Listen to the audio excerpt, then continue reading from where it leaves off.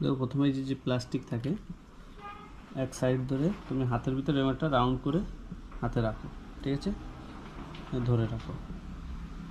তারপরে যে কাজটা, এই যে বড়শিতে 2 আঙ্গুলের মাঝখানে এরকম ধরো। তারপরে এই যে গোল রাউন্ড, এটাকে তুমি বাস বড়শির উপর দিয়ে ঘুরিয়ে নিয়ে আসো এরকম করে 6 দিয়ে 7 বার।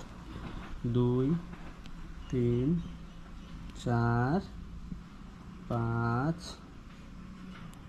6।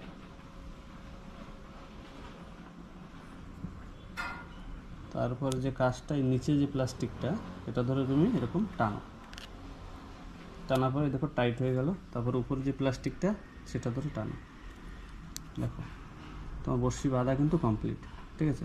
তারপরে এই দুইটা একটু টেনে দাও টাইট করার জন্য। টানলে পরে কিন্তু টাইট হয়ে যায়, একদম ভালো করে টানতে হবে একটু শক্তি দিয়ে। তারপরে এই যে এক্সট্রা পার্টটুকু এটা কেটে দাও তুমি, কেচি দিয়ে যাই হোক যাতে কেটে দাও তুমি, ব্লেড দিয়ে। দেখো বড়শি বাঁধা কিন্তু আমাদের কমপ্লিট। এখন কিন্তু যত বড়ই মাছ হোক এটাকে নিয়ে যেতে পারবে না, ঠিক আছে।